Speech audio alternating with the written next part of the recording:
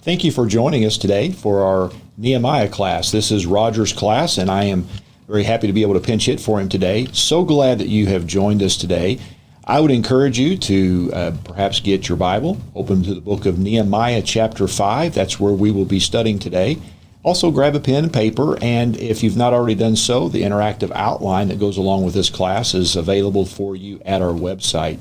Really pleased to have you join us today. I hope your day is going well. I'm so appreciative to be able to study God's Word with you. So appreciate you being interested in God and His Word and spending time with us today. As I said, we are studying Nehemiah chapter 5 today. Roger has been walking us through this fascinating book of Nehemiah now for several weeks, actually since the beginning of the year. You may recall, if you've been following along in this class, Roger began with a very comprehensive overview of this book in the first class.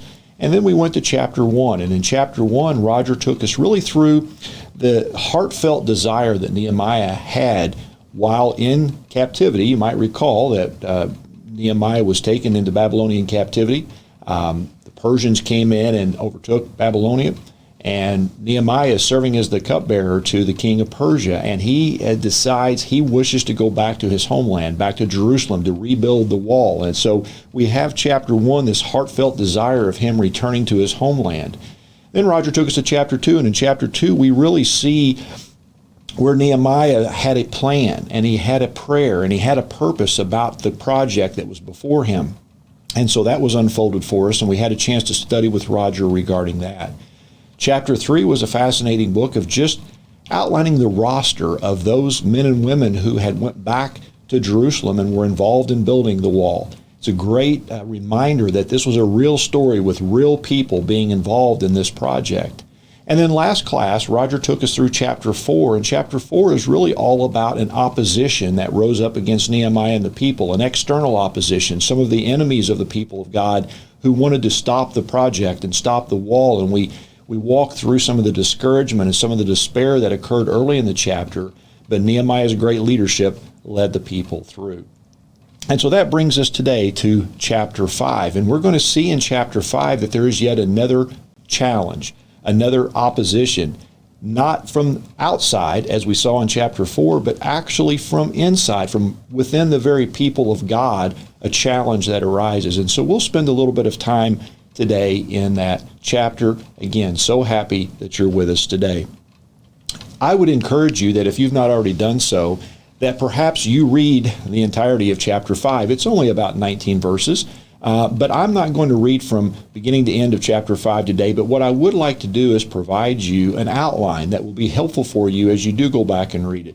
And I really want for you today to look at three aspects of this book. I think there's three categories that you can look at Nehemiah chapter 5 in. First of all, we will talk about the problem. What is the problem that is being confronted by Nehemiah or to Nehemiah in chapter 5 of this book? And then we will spend some time to talk about Nehemiah's response to that problem.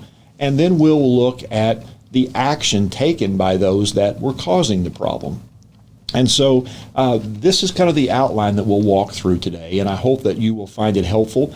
The interactive outline, if you're following along, has those categories and some bullets that you might make as we go through that today. So let's jump in. Let's start with the problem. What is this problem in Nehemiah chapter 5 that Nehemiah is confronted with?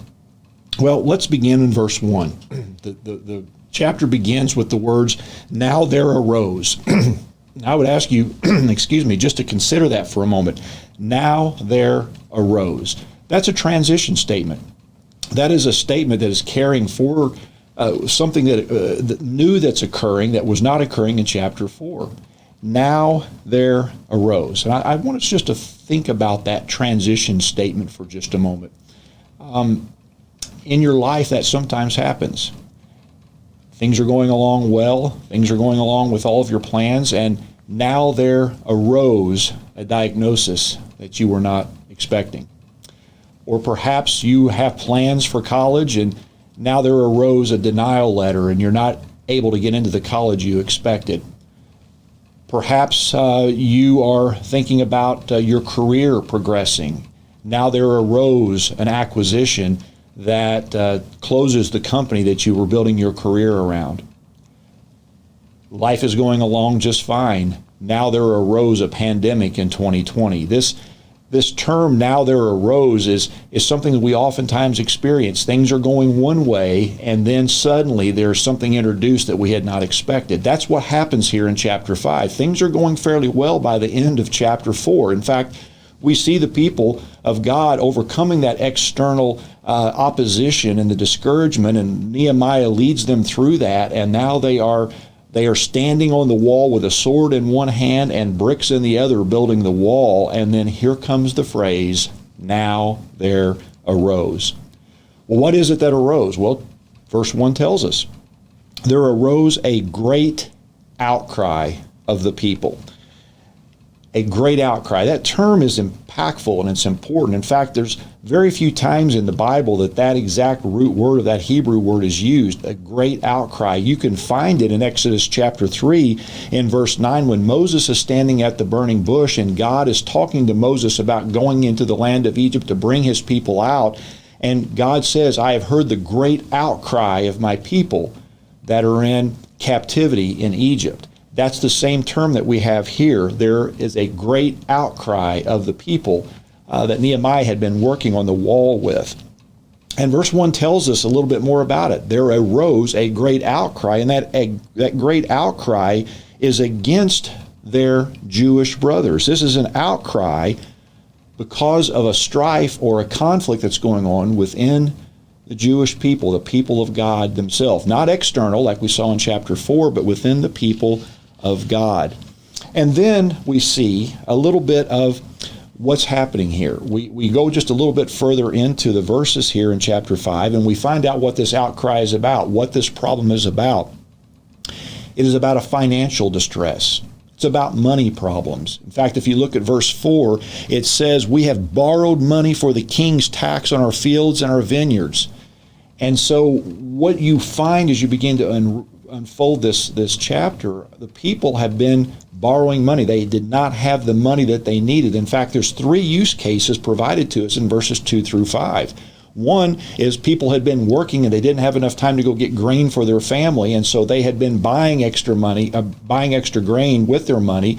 They were running out of money, so they were borrowing more money for grain. The second group of people were having trouble getting a grain because of a famine, and so they were mortgaging their land and giving their land up so that they would have the money to get food. And the third group of people that we see in verses 2 through 4 are people that are borrowing money to pay the taxes that they owe to the king. And so what we have here are people who have mounting financial problems, and they begin borrowing money from other Jews.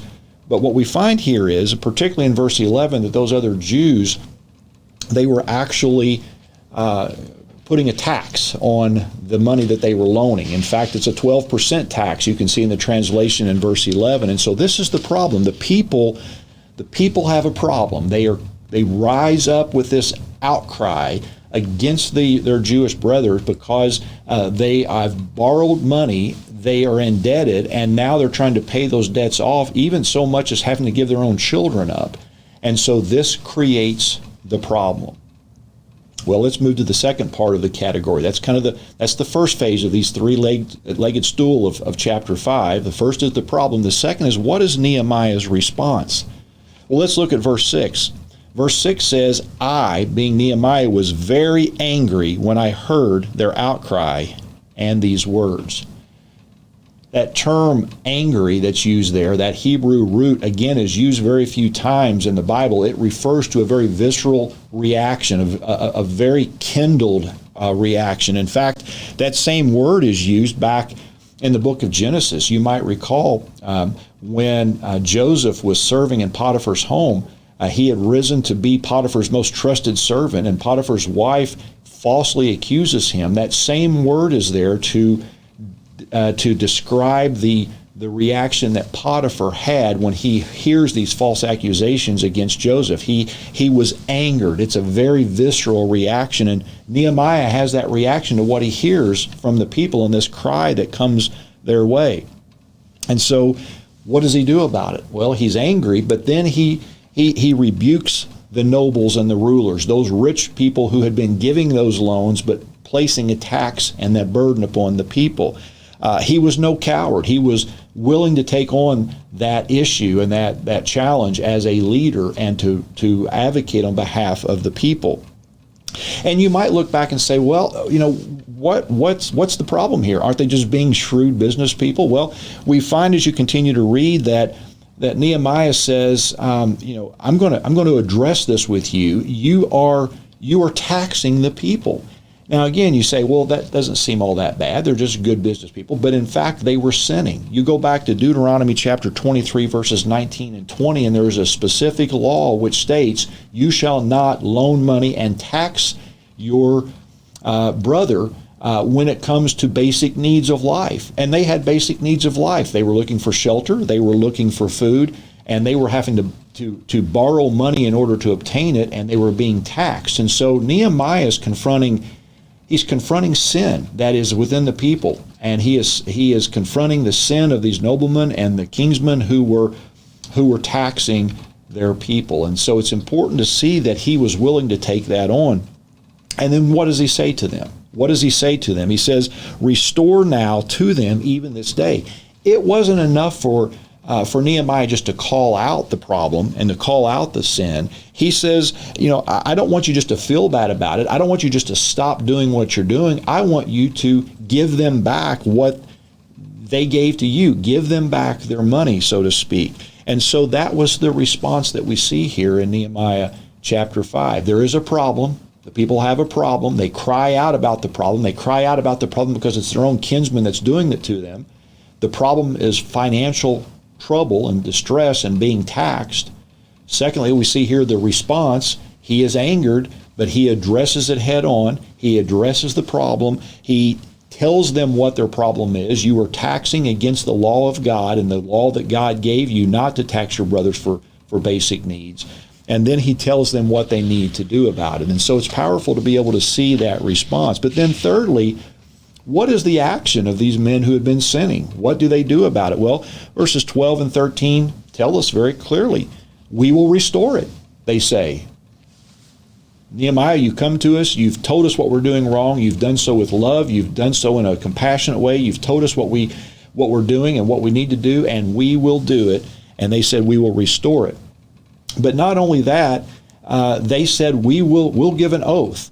You read about each man shaking out his garment, if you will, saying that not only are we saying we'll do it, but we will promise we'll do it, and we'll do so with an oath. Nehemiah, he assures their accountability here in this passage. And so we have laid out for us in these verses the problem of the people, we have the response of Nehemiah, and we have the action of those that were sinning. Powerful outline. The book winds up in the last few verses of really giving us an example of this great leader Nehemiah and the example that he shows, the generosity and the kindness that he goes, the example that he sets. Selflessness, generosity, faithfulness is kind of outlined in the remaining verses of this chapter, and he winds up with a prayer in verse 19. Now, with that backdrop set, there are some easy key takeaways that one could spend a couple hours on. There are so many lessons here in chapter 5. For example, let me just highlight a couple that we could spend time on. We're not going to go deep in them, but let me just outline some things that I think are worthy of study, maybe a study that you want to do on your own. First of all, we see the impact, the negative impact when conflict occurs within a family or within a group. We know that to be true in sports teams. Michael Jordan once said, talent wins games, but teamwork wins championships. And really what's inferred there is you can have all the talent in the world, but if there's infighting going on and you're not a team, you're not going to do well. And so we know what that's like. We see that play out. Conflict within a team is bad. Conflict within a family is bad. We see how debilitating it is when there's conflict within a family. It's difficult to work. It's difficult to go to school. It's difficult to be focused upon spiritual life when there's problems within a family. There is not a good outcome when there's conflict within a church. It's difficult to do the work of the Lord when brethren are in conflict. And so we could spend a long time just looking at this problem of the people this conflict within the Jewish people and take away some lessons that it's never good when there's conflict from within. That would be a worthy lesson. A second worthy key takeaway that we might look at is really just about the problems of money themselves. That's a worthy study for a Christian. You know, when young couples are being married, that is a very important conversation to have about, are they on the same page about money? Do they think about money and how to spend money and how to save money all the same? One of the most significant drivers of divorce in our country today are around financial issues. And we see that example right here all the way back in Nehemiah chapter 5. Money was the problem with the people and the financial distress that was going on. And so we could certainly talk about the importance of money in our lives, both in our physical families, but also within our church families, and how we ensure that does not become a problem. We could spend some time as a third example of a key takeaway on Nehemiah taking on the wrong, his courageous stand to say, these people are sinning, and I'm going to confront them with it, and to talk about how he did that and how he brought to them what they needed to do. So often we see something going wrong, but we don't have the courage to stand up and confront sin. And there's a great example that we see here with Nehemiah and the leadership that he exemplified in chapter 5, and that would be a worthy study for us to reflect upon. But even a fourth key takeaway that we could be looking at, we could be looking at this godly example of Nehemiah. Roger had a sermon a few years ago talking about shaking and shining, and I thought about that as I read kind of the latter verses here of chapter 5, that Nehemiah, he is exemplifying what it is to be a godly man and how he treats others. And so we could spend time just looking at verses 13 through 19 and see how important that is. And so we have this conflict within, we have these money problems, we have the courage to confront, we have the godly example. Such powerful opportunities that we have here to be able to study and to be able to see from Nehemiah. However, that is not going to be what we spend the rest of our time on. I'd like to spend just a few minutes today talking about some examples, some lessons we learned from Nehemiah chapter 5 that really are part of our overall theme this year of rise and build. That term comes from Nehemiah chapter 2. You'll recall with Roger teaching us that lesson. And I want us to look at this lesson of Nehemiah through the lens of rise and build. We've been talking all along and coming off 2020, we need to rise and build in our personal lives, in our church family lives, and it's so worthy to look at these examples from Nehemiah to help us do that. And I think chapter 5 is just full of specific lessons for us in how we rise and build. And so let me take you into 4 things that I'll offer to you very quickly, and then we'll bring our class to a close. What I'd like to share with you are 4 things. To rise and build, we must, number 1, share our situation with others. Again, verses 1 and 2 says that there arose a great outcry of the people. They had a problem, and they shared their problem with Nehemiah. That's just a powerful example to park upon for just a second. So often we are struggling, so often we have problems, so often we have challenges, and we keep it within. Maybe we're embarrassed, maybe we don't know how to let people know, maybe we don't want people into our business, whatever it might be. So often we are walking through this life with problems that we never share. I love that verse 1 in Nehemiah chapter 5, and then getting into verse 2, they tell us the people had a problem. They bring that problem forward, and they begin to share that problem in detail. Let me tell you what's happening. And one by one, people gave their example. I don't have grain. I've mortgaged my home. I can't pay my taxes. And they're sharing their problem. Friends, for us to rise and build, we're going to have to be open with one another. We're going to have to be collaborative with one another. First of all, we need to be open and collaborative with God. Our God expects us to bring our problems to Him. Jot down on your paper, if you've got it next to you, just a few of these verses. John chapter 14, 13 and 14. Whatever you ask in my name, this I will do, that the Father may be glorified in the Son. If you ask me anything in my name, I will do it. He welcomes us to come to him with our challenges and our problems. Matthew chapter 7, verse 7, very similar passage. Ask and it will be given to you. Seek and you will find. Knock and it will be open to you. Philippians chapter 4, verses 6 and 7, a passage perhaps you're familiar with. Do not be anxious about anything, but in everything by prayer and supplication with thanksgiving, let your requests be made known to God. Don't forget to, first of all, have your outcry, if you will, using the term from verse 1 of Nehemiah 5, your outcry to your God. Share with your God through prayer how important that is. But it is also important to share with one another. Do you not see that's part of God's design, part of his divine plan, that we have each other, a church family, to walk through this life together so that we can share, that we can outcry our problems to one another? Just a couple of verses. Again, jot these down. Go back and reflect upon them in a few minutes after this class and just think about what they're telling you. James chapter 5, verses 14 and 15. Is any among you sick? Let him call the elders of the church and let them pray over you. Your shepherds of Charleston Road Church of Christ are here for you 24/7. What needs that you have, call upon your shepherds. We'd be more than happy to help you any way that we can. Galatians chapter 6, verse 2, bear one another's burdens and so fulfill the law of Christ. What a powerful example it is here of us realizing that we can cast our burdens on one another. The people in Nehemiah chapter 5 did just that. They cast their burdens upon Nehemiah and said, we've got a problem and we need help. There are three thoughts about asking for help that I want you to consider. First of all, it is part of God's design, as we just said a moment ago. We are here to serve one another. We're here to walk through this life to encourage one another. Secondly, it's a blessing to others who seek to serve. There are people in our church family who want to help you if you have a need. But the problem is they don't always know it. You know, we're very accustomed in our society today to kind of have an application on your phone that helps match a need and a desire with some type of a service or some type of a product. You want to buy a car? You can go onto your app and find whatever car you're looking for, and it'll pinpoint exactly where it sits in this country and where you can go.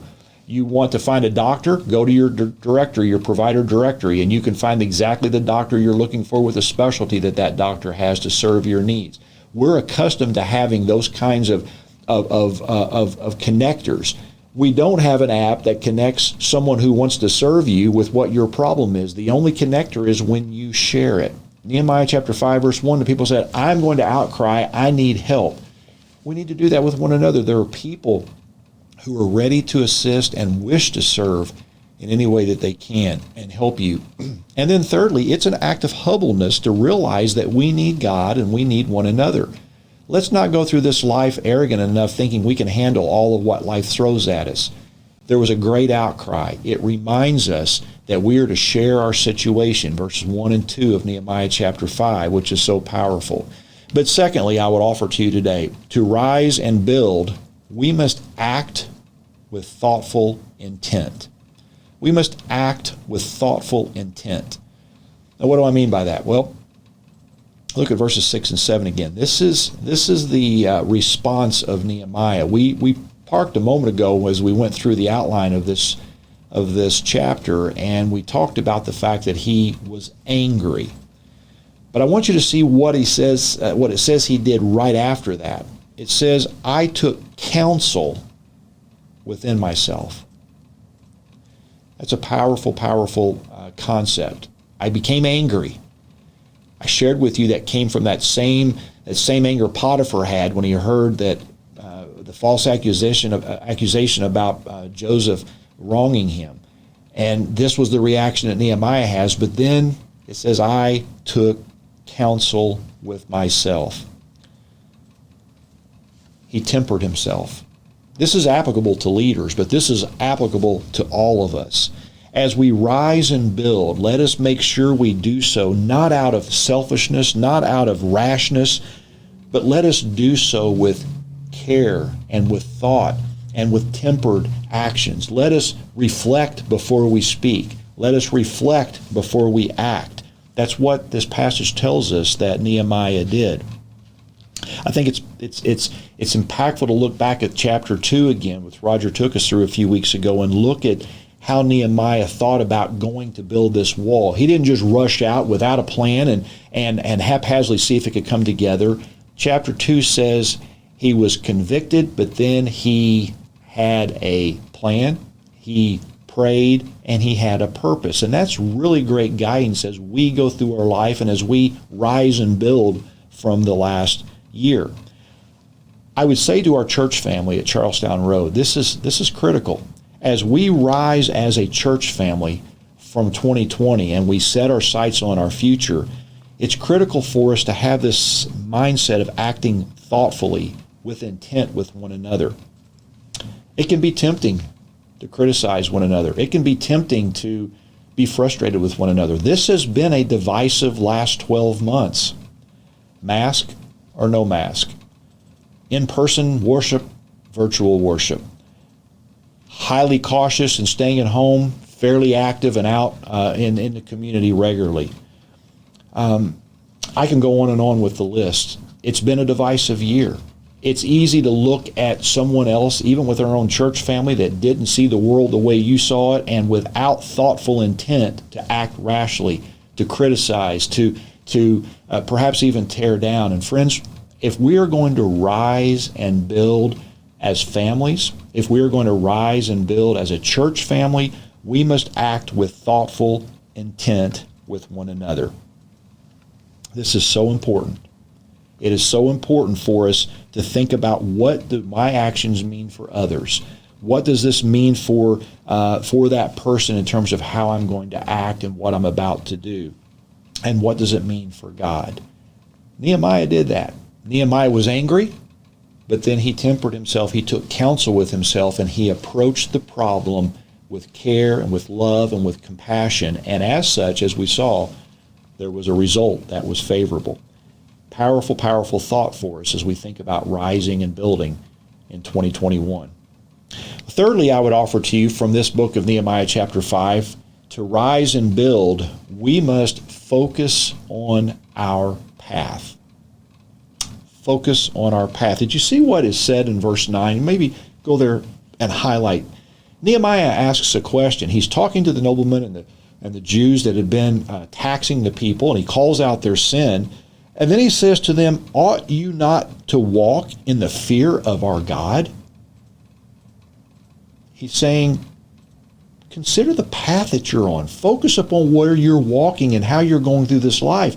You've got off the path. Deuteronomy chapter 3 says, do not tax your brethren, and yet you are doing that and making gain. You are off the path. Our daily walk should be asking this question as we get up every morning. Ought not my path and my walk of this day be in the fear of our God? We don't ask ourselves that enough, but as we rise and build, we must be asking ourselves that question. It gets us back to the concept of the cornerstone. The path of the cornerstone is building our life off the example that Jesus has given to us. And so this question just really bubbles that up. Ought you not to walk in the fear of our God? Well, you might be asking, what does that actually mean, Brent? I mean, what does it mean to walk in the fear of our God? Well, I think Proverbs chapter 8, verse 13 says it beautifully. I don't need to add any commentary to it. Look at what is said in Proverbs 8:13. The fear of the Lord is hatred of evil. Pride and arrogance and the way of evil and perverted speech I hate. Solomon says, you want to walk in the path of the fear of God, hate evil, separate yourself from it. We are called to be holy, separate, set apart. We are called to be saints, separate, set apart. We are to hate evil. That is walking in the path of the fear of God. Psalms 119 verse 105 says, your word is a lamp to my feet and a light to my path. And so again, what a wonderful thought. If we are walking each day in God's word, our rhythms and our habits are focused upon spending time with God, we continue to ask ourselves, ought not I be walking in the path of the fear of the Lord? I tell you, we're going to rise and build very successfully, and we're going to rise and build even stronger than we've ever been before. And that is our prayer for you, for your family, for our church family. Hope that you'll think about that great point that we see here in verse 9 of Nehemiah chapter 5. Well, finally, to rise and build, we must build for God's approval. We must build for God's approval. We go to verse 18 and 19. We see this great example of Nehemiah and how he lived his life. And he wraps up with a prayer. And it's actually in verse 19, he says, "Remember for my good, O my God, that I have done what I have done for this people." Remember for my good, O my God, all that I have done for this people. Now, you read that on the surface, you might say, that seems a little bit arrogant there, Nehemiah. You're praying to God that He'll remember all that you've done for the people, but the focus is not, we sometimes miss the focus here. It would have been very easy for Nehemiah to say, God, let the people know what I did for them. Let the people rise up and pat me on the back. Let the people rise up and give me credit for all I've done. Let the people rise up and nominate me as governor again. But that's not what he prays. Remember for my good, O my God, all that I have done. He was building his life, his spiritual life, for God to recognize what he had done. In other words, he wanted his path to be aligned with God, and he wanted God pleased with him. We're in a society of comparing and one-upping one another. We're in a society of measuring ourselves to someone else's definition of good. And what we need to remember here when we see verse 18 and 19, this prayer of Nehemiah, remember, God, what I'm doing. Let me be in alignment with you. Let this be favorable and pleasing to you as he was building his life. We need to remember that is such a wonderful, wonderful thought.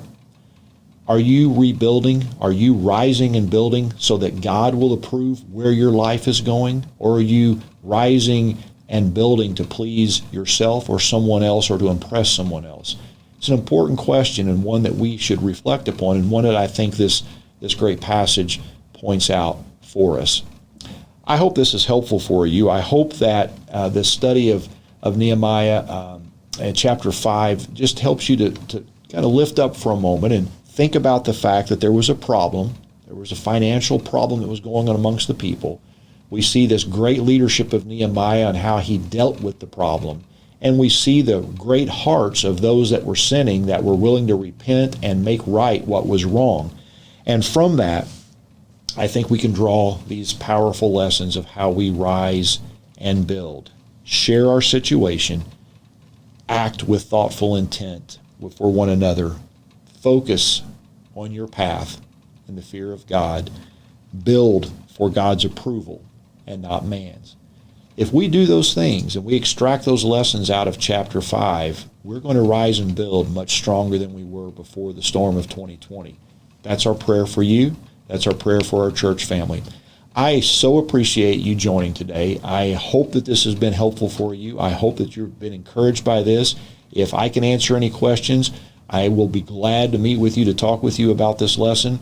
I know Roger will be glad to talk with you about the book of Nehemiah as well. If you've not watched the first four lessons, first four chapters of this series, they're freely available to you at charlestownroad.org. I hope that you'll go and get yourself up to speed with all of what Roger's taught us thus far in Nehemiah. Lord willing, Roger will be back with you next week for chapter 6 of Nehemiah. Thank you again for joining. Have a great day.